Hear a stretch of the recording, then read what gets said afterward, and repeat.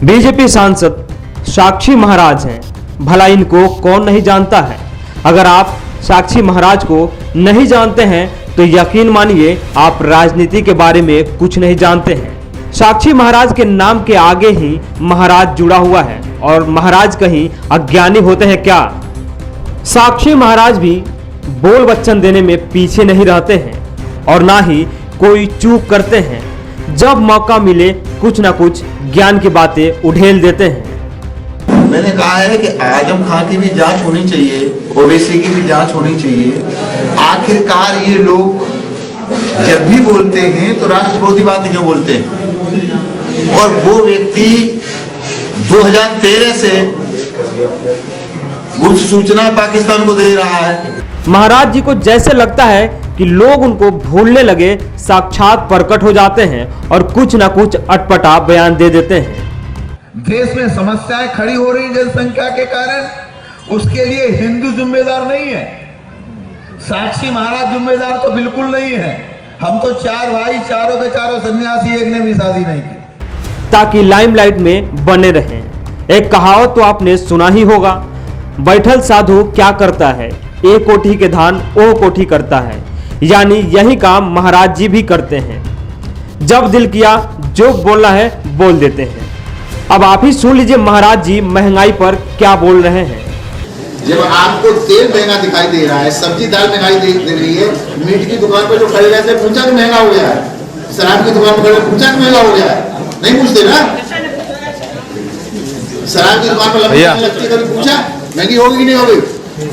देश कहां से कहां जा रहा है? आपके टैक्स से, आप जो महंगी चीज खरीद रहे हैं उससे, आपकी जीएसटी से, हमारे आपके पैसे के सहयोग से ही देश नई ऊंचाइयों पर पहुंच रहा है। तो हमारा सबका थोड़ा थोड़ा योगदान होना चाहिए। भारतीय जनता पार्टी के अनुसार देश में महंगाई तो कहीं है ही नहीं, ये तो विकास है। अगर आपको नजर नहीं आ रहा तो आप यकीन मानिए आपका नजरिया खराब है। आप बीजेपी के चश्मे से देखिए, सब कुछ बेहतर दिखेगा, सब कुछ बढ़िया दिखेगा, कहीं कोई महंगाई नजर नहीं आएगी। अब साक्षी महाराज की बात सुनिए। आपको तेल, दाल, सब्जी महंगा दिखाई दे रहा है, कभी शराब और मीट की दुकान पर पूछा इतना महंगा क्यों हो गया है? लेकिन महाराज जी शायद इस बात को भूल रहे हैं। नेताजी की पार्टी में अगर शराब और शबाब ना हो तो समझिए पार्टी बेकार है और नेताजी का भी मन नहीं लगता है। महाराज जी से भला यह भी कौन पूछेगा? आप तो सरकारी पैसों का तेल फूकते हैं, भला आपको कहीं कोई महंगाई नजर आएगी? क्योंकि सरकारी खजाने से लूटना है और लुटाना है। बीजेपी में एक ही धुरंधर नहीं है, यहाँ ज्ञान देने वालों की कोई कमी नहीं है। आप एक तलाश करेंगे, 1000 मिल जाएंगे। यहाँ मंत्री जी की बात सुनिए, चुटकुले सुना रहे हैं, मजाक की बातें कर रहे हैं, आपका दिल बहल जाएगा। समाजवादी पार्टी के जमाने में लोगों ने, जिस बिजली नहीं आती थी, बहुत से लोगों ने अपने घर में अपनी कोई लड़की पैदा होती तो उसका नाम रख दिया था बिजली। और वो ये कहते थे कि जब बच्ची खेल कूद के आएगी तो बिजली तो आती नहीं, तो इसको हम इसी को कह देंगे बिजली आ गई, बिजली आ गई, बिजली आ गई। लोगों ने नाम रख लिया था अपने घर के बच्चों को कि बिजली आ गई। लेकिन इस सरकार ने इसको मूर्त रूप दिया। बिजली की परिभाषा बता रहे हैं, बिजली आई, बिजली चली गई, बिजली आई, बिजली आई का आलाप ले रहे हैं। मंत्री जी बता रहे हैं सपा के सरकार में बिजली तो थी ही नहीं। मंत्री जी भी यह भी समझा रहे हैं कि सपा के सरकार में तो बिजली सिर्फ घरों में मिलती थी, यानी लोग अपने लड़कियों का नाम बिजली रख लेते थे, लेकिन पोल पे कहीं बिजली नजर नहीं आती थी।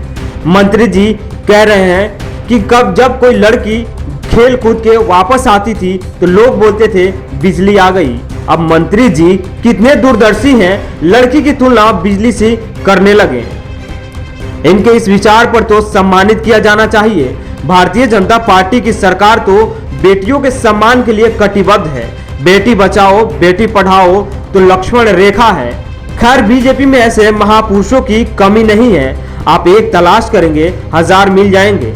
ब्यूरो रिपोर्ट, दी कंटाप।